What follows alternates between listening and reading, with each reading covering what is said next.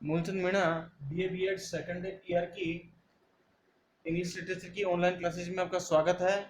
आप elegy written in the country churchyard poem का critical appreciation आलोचनात्मक टिप्पणी का तीसरा पॉइंट डेवलपमेंट ऑफ थॉट पढ़ रहे हैं। डेवलपमेंट ऑफ थॉट पढ़ना आपका बहुत जरूरी है क्योंकि डेवलपमेंट ऑफ थॉट से ही आपके कम से कम 3 या 4 क्वेश्चन बनेंगे, छोटे क्वेश्चन बनेंगे। यदि आपने डेवलपमेंट ऑफ थॉट याद कर लिया तो आपको शॉर्ट क्वेश्चन में कोई दिक्कत नहीं आएगी। ठीक है, तो देखिए डेवलपमेंट ऑफ थॉट का मतलब होता है विचारों का विकास। The poem focuses on the ordinary village people who lie buried in the country churchyard and whole humble graves are constructed with the tombs in the cathedral and the lives of those who have won fame and honor। तो देखिए कविता ध्यान केंद्रित करती है, कविता ध्यान केंद्रित करती है ग्रामीण लोगों की साधारण जीवन पर। Elegy written in the country churchyard poem ग्रामीण लोगों के जीवन पर ध्यान केंद्रित करती है।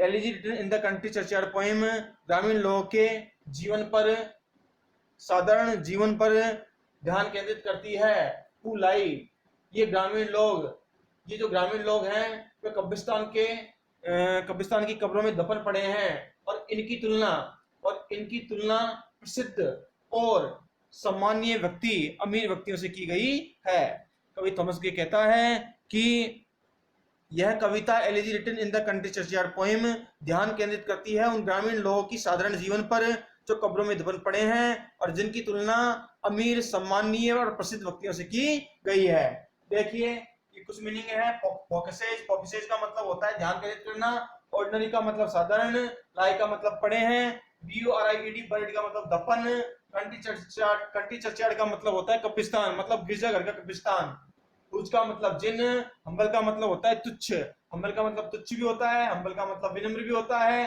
ग्रेव्स का मतलब कब्र होता है, कॉन्स्ट्रक्टेड का मतलब होता है तुलना करना, टॉम्स का मतलब समाधि कब्र, कैथेड्रल का मतलब होता है कैथेड्रल का मतलब होता है बड़ा गिरजाघर, और लाइव्स का मतलब जिंदगियां, ऑफ दोज का मतलब उन, हु का मतलब जिन्होंने, बोन का मतलब विजय प्राप्त करना, फेम का मतलब प्रसिद्धि और होनर का मतलब क्या होता है सम्मान। आगे देखिए the curfew bell proclaims the end of the day and the approach of the evening.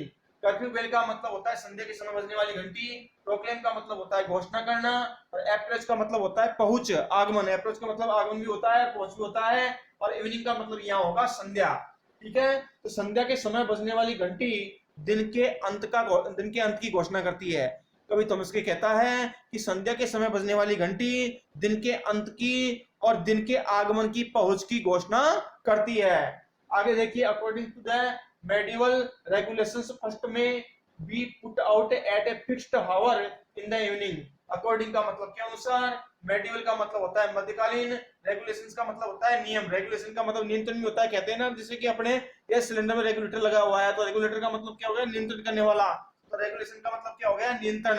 तो रेगुलेशन का मतलब आप नियंत्रण भी बोल दो और रेगुलेशन का मतलब क्या बोल दो, नियम बोल दो। लेकिन यहाँ नियंत्रण नहीं होगा, रेगुलेशन का मतलब यहाँ क्या होगा, नियम होगा। तो देखिए मध्यकालीन नियमों के अनुसार, मध्यकालीन नियमों के अनुसार शाम के समय, मध्यकालीन नियम के अनुसार शाम के समय घरों की आग बुझाना आवश्यक था। तो अकॉर्डिंग का मतलब के अनुसार, मेडिवल का मतलब मध्यकालीन, रेगुलेशन का मतलब नियम, और मस्ट का मतलब होता है आवश्यक। मस्ट क्या है, मॉडल है, मस्ट का मतलब आवश्यक। पुट आउट, पुट आउट का मतलब पीयूटी ओयूटी, पुट आउट क्या है, फ्रेजल वर्ब है, पुट आउट फ्रेजल वर्ब है, इसका मतलब होता है बुझाना। एट ए फिक्स्ड का मतलब निश्चित, और हावर का मतलब समय से लिया गया है, हावर का मतलब घंटा होता है, लेकिन हावर का मतलब यहाँ क्या हो जाएगा, समय। तो हावर का मतलब क्या होता है, घंटे होते हैं, हावर का मतलब यहाँ क्या जाएगा, समय, और इवनिंग का मतलब शाम होता ही होता है, इवनिंग का मतलब संध्या होता ही होता है। आगे देखिए the curfew bell serves as a warning to the villagers. संध्या के समय बजने वाली घंटी ग्रामीण लोगों को एक चेतावनी के रूप में प्रस्तुत करती है। मतलब संध्या के समय बजने वाली घंटी ग्रामीण लोगों को एक चेतावनी देती है। देखो सर्व्स का मतलब प्रस्तुत करना, एज का मतलब के रूप में, वार्निंग का मतलब चेतावनी, विलेजर्स का मतलब क्या होता है, ग्रामीण। It is time when cattle farmers and the villagers who go out of the village for their day's work return to their homes। तो देखो cattle का मतलब तो क्या हो गया, मवेशी, फार्मर का मतलब किसान, विलेजर्स का मतलब ग्रामीण, और गो आउट का मतलब बाहर जाना, हु का मतलब क्या होता है, जो, हु का मतलब तो क्या हो गया, जो, गो आउट का मतलब बाहर जाना, और देर का मतलब उनके, और रिटर्न का मतलब क्या होता है, वापस लौटना। तो यह वह वक्त है जब मवेशी, अब देखिए कवि थॉमस क्या कहता है, यह वह वक्त है, यह वह समय है जब मवेशी, किसान और ग्रामीण लोग जो गांव से बाहर जाते हैं उनके दिन के कार्यों के लिए। तो यह वह वक्त है जब वे अपने दिन के कार्यों के लिए, मवेशी, किसान और ग्रामीण लोग जो बाहर जाते हैं दिन के काम के लिए, तो यह उनके घरों पर वापस लौटने का समय है। मतलब जो भी मवेशी, किसान अपने कार्यों के लिए घरों से बाहर जाते हैं तो यह वक्त उनके घरों पर लौटने का होता है। आगे मैंने पीछे लिख रखा है, पीछे बोर्ड पर लिख रखा है, आप देखिए। The poet alone remains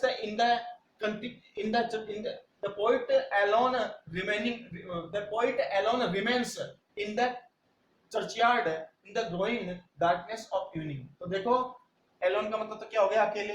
remains का मतलब क्या होता है, रहता है। चर्चयार्ड का मतलब कब्रिस्तान, और ग्रोइंग का मतलब बढ़ना, डार्कनेस का मतलब अंधकार, और इवनिंग का मतलब संध्या। तो देखिए कवि अकेला खड़े रहता है, अब खड़ा ही रहेगा। कवि अकेला खड़ा रहता है कब्रिस्तान में उस शाम के बढ़ते हुए अंधकार में, उस संध्या के बढ़ते हुए अंधकार में कब्रिस्तान में कवि अकेला खड़ा रहता है। The whole atmosphere is fearfully sad, serious and calm. देखो होल का मतलब समस्त, संपूर्ण, एटमोस्फेयर का मतलब क्या होता है, वातावरण, और फियरफुली का मतलब क्या होता है, डरावना, और सैड का मतलब दुखी, सीरियस का मतलब गंभीर, और काम का मतलब शांत। काम का मतलब क्या होता है, कीप क्वाइट कहते हैं, शांत। काम का मतलब शांति। क्वेल एंड काम, क्वेल का मतलब क्या, QUELL, क्वेल का मतलब भी क्या होता है, शांति होता है। तो देखो समस्त वातावरण डरावना, दुखी, गंभीर और शांत हो जाता है। समस्त वातावरण, कब्रिस्तान का समस्त वातावरण, कब्रिस्तान का जो समस्त वातावरण है वह डरावना, दुखी, गंभीर और शांत हो जाता है। The silence of the atmosphere is occasionally disturbed by droning flights of the beetles, the tinkling of ship bell and hooting of owls। तो देखिए साइलेंस का मतलब क्या हो गया, शांति। एटमॉस्फेयर का मतलब वातावरण। ओकेजनली का मतलब होता है कभी कभी। डिस्टर्ब्ड का मतलब भंग होना या फिर बाधित होना। डिस्टर्ब्ड का मतलब भंग होना होता है या फिर बाधित होना। ड्रोनिंग का मतलब गुनगुनाहट, फ्लाइट्स का मतलब उड़ान, बिटल का मतलब भौरे, जो भौरे गुनगुनाहट करते हुए उड़ते हैं ना वो भौरे। बिटल्स का मतलब क्या होता है, भौरे। और टिंकलिंग का मतलब टन टन की आवाज, टिंकलिंग का मतलब टन टन की आवाज।